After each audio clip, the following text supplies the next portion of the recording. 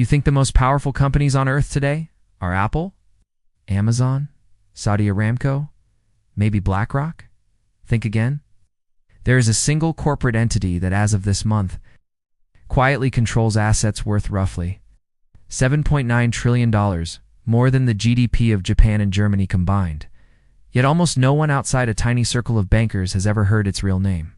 It has no TikTok account, no flashy headquarters, no Super Bowl ads.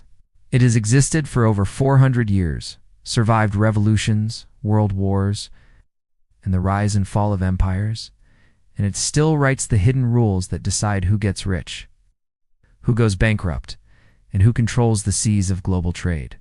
By the end of this video, you'll know its name, and why almost every history book leaves it out on purpose. Stay until the end, because the twist in the final act will make you look at every modern financial scandal in a completely different light. Let's go back to 1600. Europe is tearing itself apart in religious wars. Spain is shipping silver from South America by the ton. England is a second-rate island desperate to catch up. In London, a group of 219 merchants and aristocrats petition Queen Elizabeth I for a royal charter. They want one thing. It's the first time in history, a government-backed monopoly on all trade east of the Cape of Good Hope and west of the Strait of Magellan. Basically half the planet. On December 31st, 1600, the Queen signs the charter. The company is born with the boring name. The Governor and Company of Merchants of London, trading into the East Indies. We know it today as the East India Company, or simply the EIC. Most people think it was just a trading company that sold spices and tea. That's like saying Amazon just sells books. Within 50 years, the EIC would have its own armies, its own navy, issue its own currency, declare war, conquer nations, and print money backed by nothing but its own reputation. It became the world's first megacorporation, and the blueprint every too big to fail entity still follows today.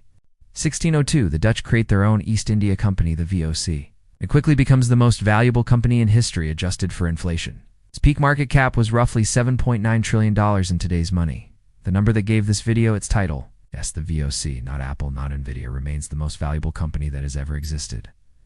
How? The Dutch government gave it a 21-year monopoly on the Asian spice trade. It could build forts, wage war, negotiate treaties, enslave people, and execute prisoners, all legally. Shareholders were promised dividends, but the real money came from taxing local populations and skimming colonial revenue. By 1669, the VOC had 150 merchant ships, 40 warships, 50,000 employees, and a private army of 10,000 soldiers, bigger than most European states. It paid a 40% annual dividend for almost 200 years straight. Investors went insane trying to buy its shares, because it gives effect. Monopoly charter gives unlimited capital, gives military power, gives more territory, gives more monopoly, gives more capital. A perfect flywheel. Fast forward to the 1740s. Competition heats up. France and Britain launch their own East India companies.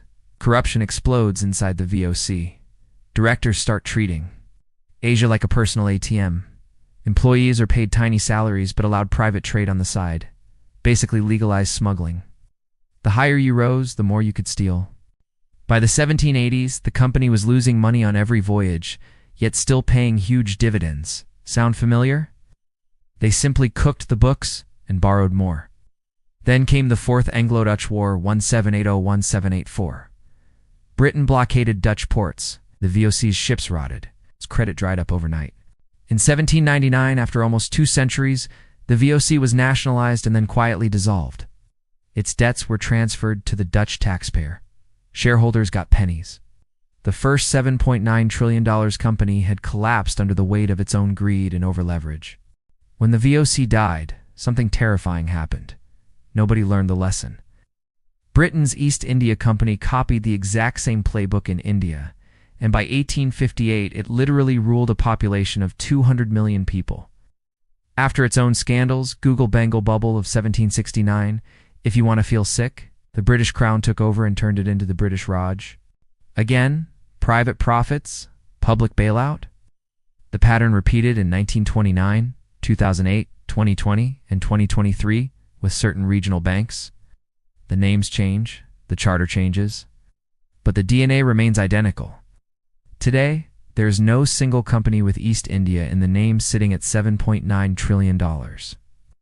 But the structure lives on, scattered across a web you've definitely heard of. Central clearing parties like the Depository Trust and Clearing Corporation in New York quietly sit on derivatives notional exposure of over $2 quadrillion, with only a few billion in actual capital. The Big Four accounting firms bless balance sheets that later explode. Rating agencies still get paid by the companies they rate. And a handful of megaset managers, BlackRock, Vanguard, State Street vote shares in 90% of S&P 500 companies while telling us we just passive. The modern reincarnation isn't one company. It's a system. And the system still has the same fatal flaw the VOC discovered in 1799. When profits are privatized and losses are socialized, the incentives are to take infinite risk. Megacharters never really die. They just change their legal form. The limited liability joint stock corporation with government backing was the 17th century equivalent of too big to fail. We never abolished the concept. We just made it prettier. The bigger the balance sheet, the more catastrophic the moral hazard. The VOC's collapse wiped out the Dutch middle class. Our modern equivalents could wipe out entire currencies. History rhymes in inflation-adjusted market cap. $7.9 trillion was the VOC's peak. Today, that number keeps popping up in the hidden ledgers of systemically important financial institutions. Coincidence? No. It's the same pattern repeating at larger scale. We like to believe we're smarter than 17th century spice traders. We have AI blockchain, real-time stress tests, and central bank swap lines. But the core question the VOC forces us to ask has never been answered. Can any organization, corporate or governmental, ever be trusted with the power to create money, wage war, and bail itself out with public funds?